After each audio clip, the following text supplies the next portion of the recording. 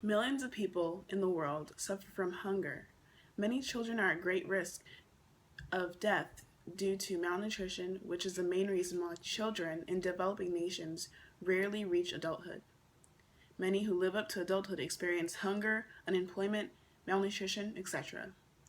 The scarcity level is high and drops population rates quickly.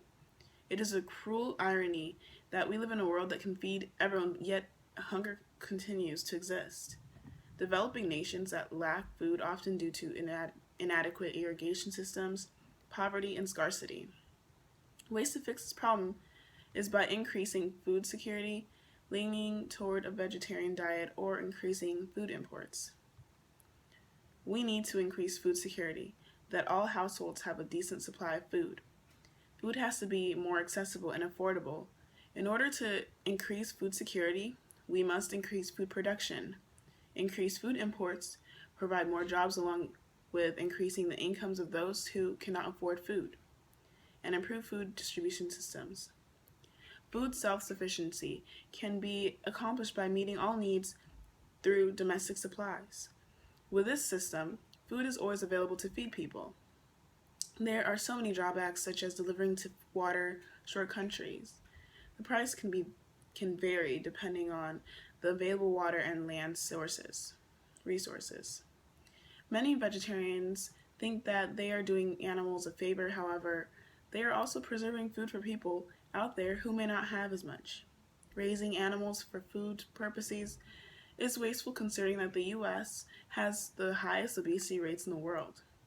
We use 3 times more of our resources than people in Africa.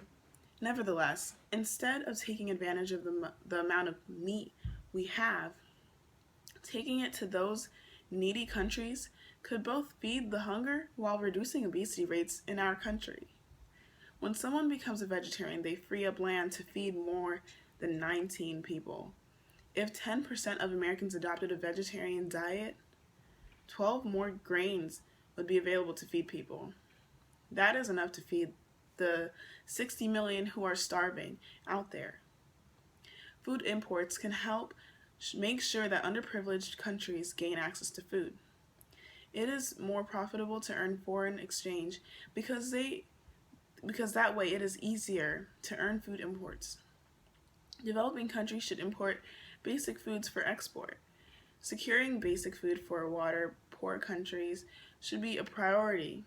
Countries too poor for food self-sufficiency can't. If we just shift some of our attention away from production to consumption issues and reducing food waste, we might actually get quite a big bang for our buck, because that ground has been neglected, said Brian Halway, co-director of the project. In Nairobi, Kenyan women are growing vertical gardens which provide both an income and source of food. They invest by selling what they grow while keeping partial for themselves. In Uganda, kids are taught about nutrition, how to prepare food and vegetables. This advances the next generation to figure out new ways to fix their present issues. With a now better educated and informed generation, real progress can be made in solving the problem of hunger. First step to solving a problem is to acknowledge that there is a problem. So, with better education and foreign aid, we can begin to systematically deal with hunger on a global scale.